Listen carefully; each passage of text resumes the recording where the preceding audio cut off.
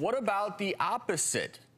What about a new specialty called a wealth therapist?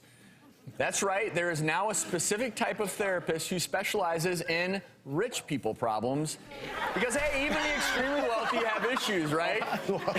And, joining us now is wealth therapist Clay Cockrell. So, Clay, first thing I have to ask is, what does it mean to be a wealth therapist? It means that most of the time I have a really interesting day.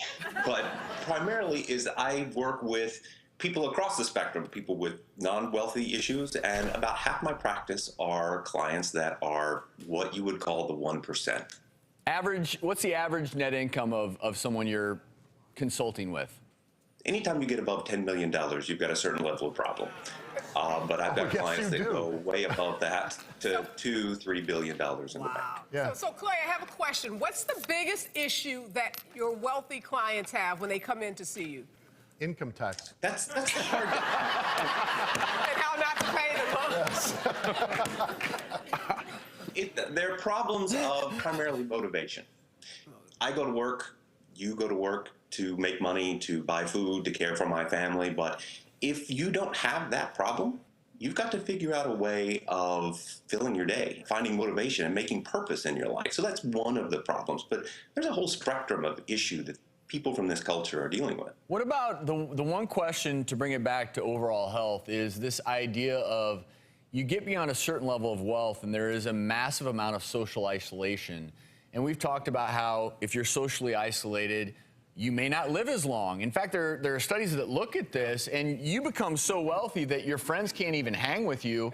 That could be a problem. Is that an issue for a lot of your clients? Oh, absolutely. Well, one of the things that I remember a client saying that he was in the gym after a workout talking with some of his buddies and talking about what they did last weekend. And they worked in their garden and they worked on their golf game. He had taken his private jet to Paris for an evening meal with his wife. He couldn't really talk about that. So there was a sense of, I can't talk about what I did last weekend. I'm isolated from some very common discussions, and my world gets smaller and smaller. You think about the term 1%.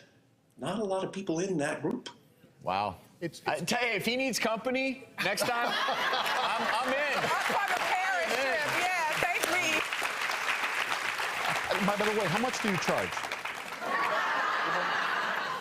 No, not for me. I just want to know.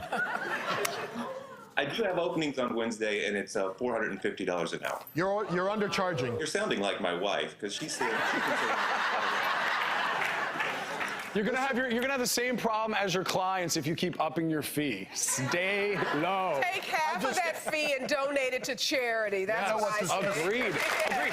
You only need so many cars, right? You only need so many cars. Clay, I applaud you for what you do, because it highlights something is no matter who we are, no matter how wealthy we are, healthy, we all have problems. We all have issues, and it's easy to just cast aspersions at one group of people and be like, oh, you're wealthy, you suck. And I think there's a danger in that, particularly in today's climate. So, Clay, I applaud you for what you do. Keep up the good work. Well, I think we started this show off with a bang. What do you all think? You ready for more?